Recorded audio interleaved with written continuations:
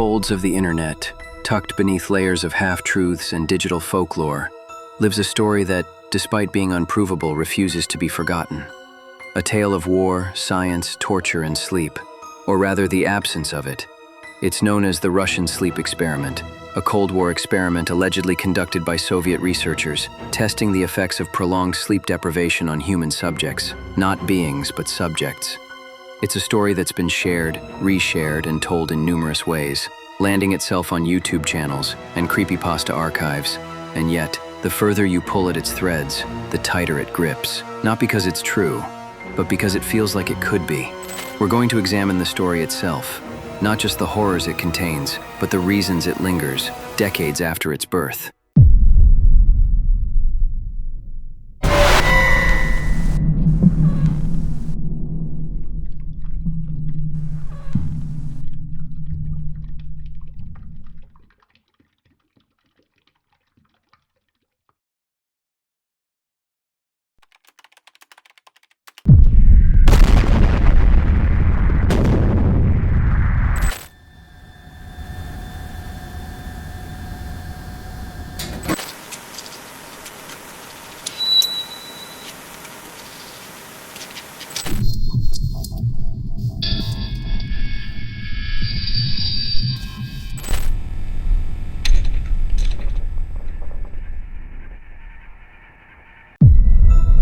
The story begins in the late 1940s, at the tail end of the Second World War. A group of 5 political prisoners, enemies of the Soviet state, were chosen for a classified psychological experiment. In exchange for their freedom, they agreed to be confined in an airtight chamber for 15 days. The catch? They would be exposed to a military-grade stimulant gas designed to keep them awake permanently.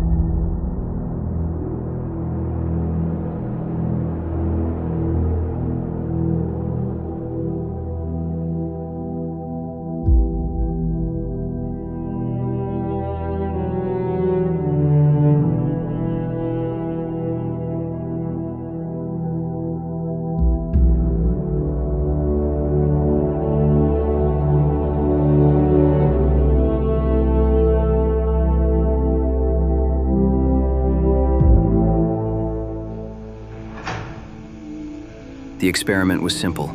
Simply monitor the psychological and physiological effects of extreme sleep deprivation under controlled conditions. But there was a catch. Limited dried food, running water in toilets, and uncomfortable beds, though none of the men would use them. Researchers watched around the clock.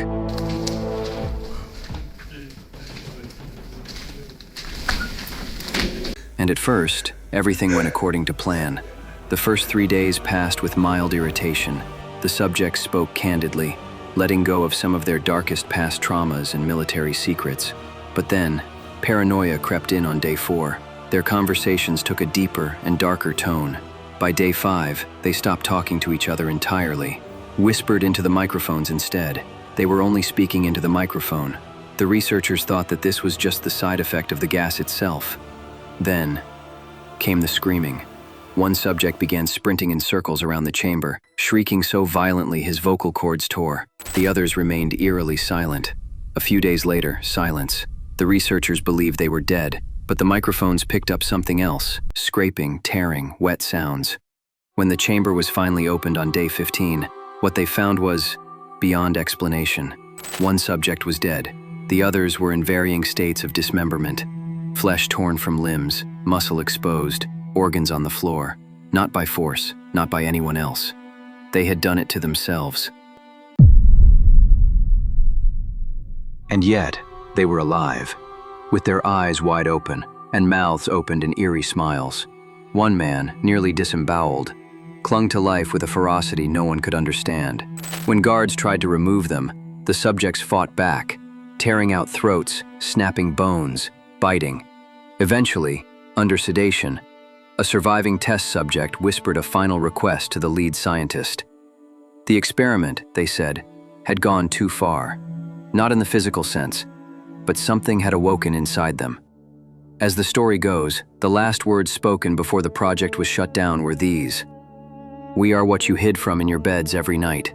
We are what you sedate into silence and paralysis. When you go to the nocturnal haven where we cannot tread." And then, nothing. There were no records or recollection of this ever taking place. Despite how convincing the narrative is, the Russian sleep experiment is entirely fictional. It originated from a creepypasta, a form of digital horror fiction that thrives on anonymity, ambiguity, and lo-fi aesthetics.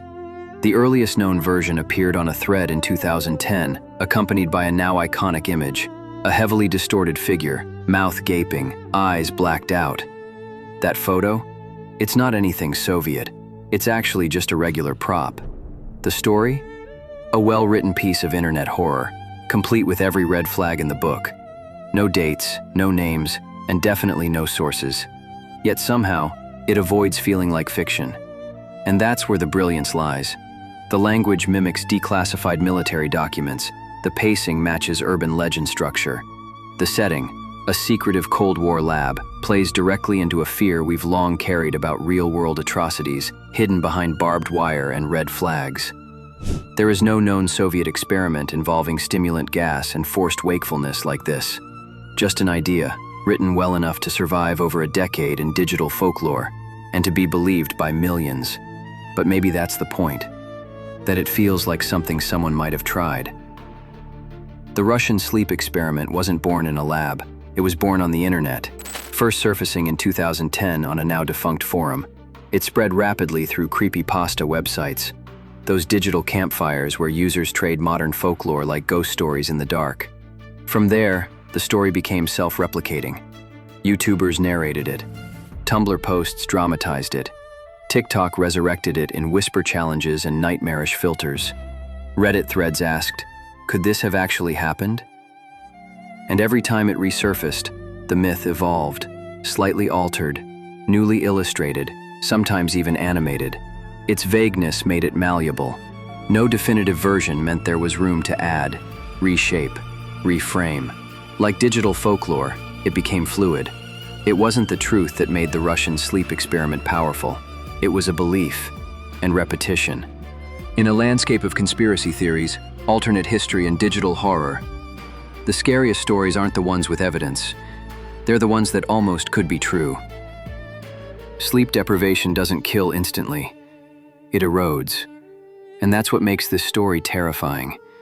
It doesn't rely on monsters, ghosts, or curses. The horror is biological.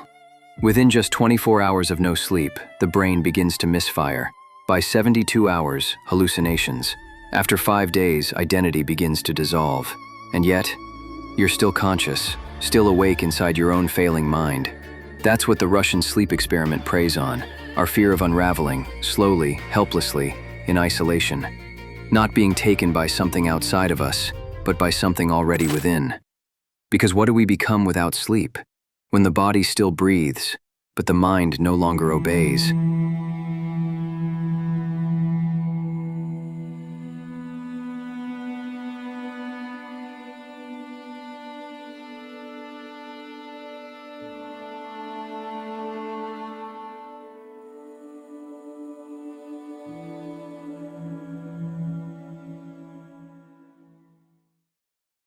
The Russian sleep experiment doesn't exist in a vacuum. Its setting, the Soviet Union during the Cold War, isn't just aesthetic, it's strategic. Because the Soviet regime did conduct psychological and physiological experiments, some on their own soldiers, others are political prisoners. Many, to this day, are still classified. While the story's stimulant gas is fictional, it echoes real Cold War programs. In the 1950s, both the US and Soviet governments ran black-budget projects to test mind control, interrogation drugs, sleep disruption, and psychological torture. In the West, we know it as MK Ultra. In the East, much of it remains buried. The myth works because it leverages that uncertainty, a chamber deep beneath a bunker, a cruel experiment buried by history. It could have happened, and maybe something like it did. Urban legends survive because they do something real stories don't. They tap into anxieties we can't quite explain, especially the ones we carry into sleep. The Russian sleep experiment sticks with us because it combines multiple fears at once: loss of control, government secrecy, the collapse of the mind before the body. These aren't random plot devices. They're concepts rooted in history, psychology, and real-life systems of abuse. It's not just a horror story, it's a cautionary one. about what can happen when we dehumanize people in the name of science, when we sacrifice mental stability for experimentation, when we forget that sleep isn't optional, it's survival. That's why this story lingers, because it sounds less like fiction and more like something we hope never actually happened. At face value, the Russian sleep experiment is fiction, but what it represents, the fear of losing ourselves, the terror of unchecked authority, the human mind unraveling under pressure, isn't fictional at all. That's why it still circulates, why it still unsettles people who already know it isn't real, because it speaks to something deeply human. It's a reminder that not all horror needs a monster. Sometimes, horror is what happens when we forget what it means to be human. What should we uncover next? Tell me in the comments. And if you're still awake, try to get some sleep.